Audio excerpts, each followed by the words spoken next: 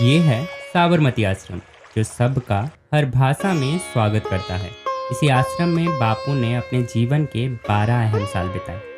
यहाँ कुल 5 heritage places हैं, जिसमें हृदय कुंज वो जगह है जहाँ गांधी जी रहा करते थे। इसके अलावा यहाँ एक म्यूजियम, चरखा गैलरी और एक लाइब्रेरी है, जिसके पास ही एक खाड़ी की दुकान भी है। और ये सभी जगह घिरी हुई है शांत माहौल से।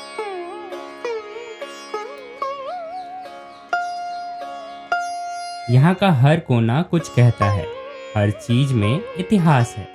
ये वही आश्रम है जहाँ गांधी जी के आंदोलन देश भर में गूंज उठे। किराए के मकान में रहे, तब भीड़ बढ़ने लगी थी, ये जमीन खरीदी गई। गांधी जी बिहार मोतिहारी चंपारण। यहाँ हम लता बेन से मिले, जो साल 1987 से यहाँ एक कम्युनिकेटर के तौर पर काम कर रही हैं।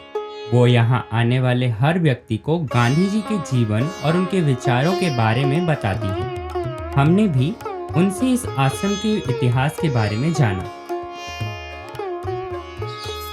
पहला दिन होगा आश्रम वासियों का, वो दिन था 17 जून 1917, क्योंकि गांधी जी 1916 के नवंबर में जगह पसंद की। तब तक तो गांधी जी किराए के मकान में रह रहे हैं, क्योंकि गांधी जी 9 जनवरी 1915 को दक्षिण अफ्रीका से आए।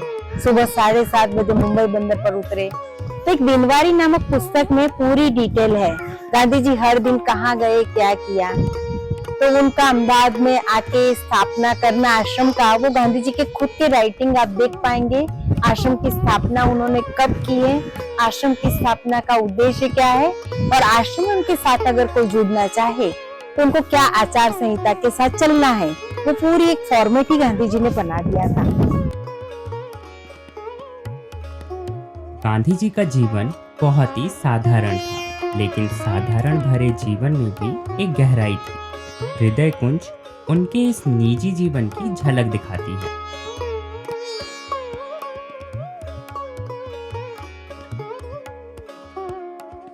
तो ये घर जैसा बना है बिल्कुल वैसा ही है। कलर होता रहता है, चूना लगता रहता है। तब तो सीमेंट नहीं थी, तो इस घर में सीमेंट इस्तेमाल नहीं हुई है। क्रॉस वेंटिलेशन है, बिना बिजली के रहना था तो काफी हाइट पर बनाया है, ताकि एक गर्मी कम लगे। पिरामिड टाइप घर, जहां जहां हम जाते हैं एक पॉजिटिव वाइब्स हम फील करते हैं। तो ये घर बिल्कुल जैसे बना था, ऑलमोस्ट वैसे।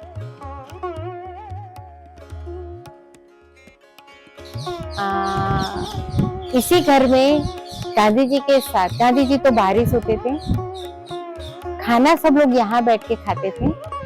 कटाई गांधी जी करते थे, लोगों से डिस्कस भी करते थे। तो ये मल्टी पर्पज इस्तेमाल होने वाला बरामदा है, बहुत बड़ा।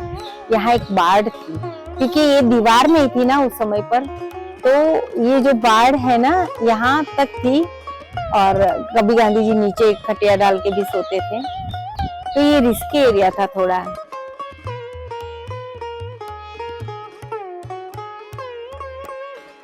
उस समय से जो जैसा बना है किचन वैसे ही है।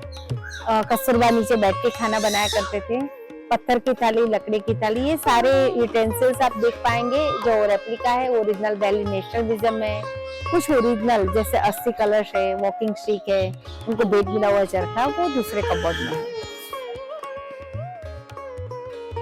गांधी जी के विचारों को समझने के लिए ये छोटा सा म्यूजियम एक अच्छा जरिया है। यहाँ उनके जीवन से जुड़ी चीजें और उनके आंदोलन की झलक मिलती है। गांधी जी के अवसान के बाद बहुत सारे खत इकट्ठा हुए। वो सारे खत को संभाल के रखने के लिए चार्ल्स कोरिया आर्किटेक्ट ने उस म्यूजियम को डिजाइन किया। उनको तो सिर्फ दीवारें बनानी थी, छत बनाना था। उन्होंने गांधी जी का म्यूजियम बनाना है, उनको बहुत बड़ी जिम्मेदारी उनको दी गई है। तो वो पूरा गांधी जी के बारे में स्टडी किया है। उनको जब पता चला, गांधी जी प्रकृति को बहुत पसंद करते थे, नेचर उनको बहुत पसंद था। तो जैसे म्यूजियम में वो एंटर होते, कहीं पत्थर रखे हुए, पानी रखा हुआ है, वृक्ष है, एक खुला आकाश दिखेगा, तो नेचर हमें फील होगा। ऐसा एटमॉस्फेयर उन्होंने म्यूजियम में हम पाते हैं।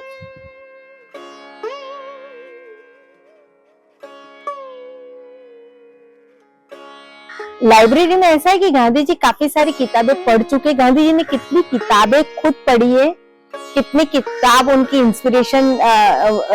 इंस्पायर हुए किन किन किन से, जैसे कि लियो टॉल्स्टॉय की the kingdom of God is within you, war and peace, वैसे रस्किन की अनटू दिस लास्ट, जैसे श्रीमद जी से उनके प्रश्नों चले हैं आत्मा क्या है।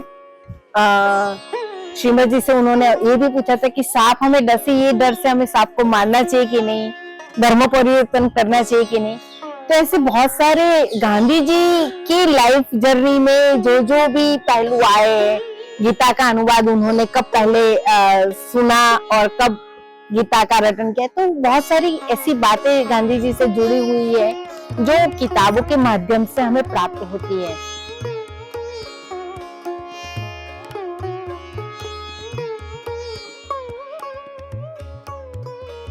खादी का काम गांधी जी के आश्रम में चला, बहुत बड़े पैमाने में चला, और कलम खुश कार्यालय बना जहाँ हाथ कागज भी बनते हैं, खादी का काम भी चलता था। खादी बहुत बड़ा गोडाउन भी है, वहाँ बिक्री केंद्र है, और नीम का सौंप भी बनता था, कड़वे नीम का साबुन।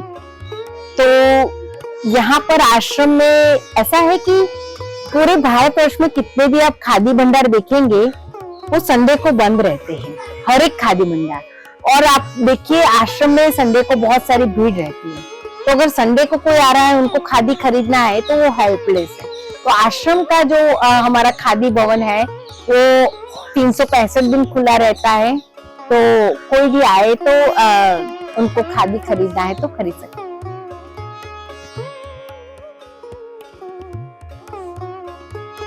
गांधी जी के लिए चरखा सिर्फ एक चीज नहीं था, वो एक विचार था, एक आंदोलन था जो भारत को आत्मनिर्भर बनाने का एक प्रतीक बन गया। इस आश्रम में सिर्फ इतिहास नहीं बसा, यहाँ के हर एक पेड़, हर कमरे में एक चुप्पी सी है जो हमें खुद से मिलने का न्योता देती है। गांधी जी तो चले गए, मगर उनका जीवन आज भी यहाँ जी रहा है, क्योंकि उनका कहना था, मेरा जीवन ही मेरा संदेश है।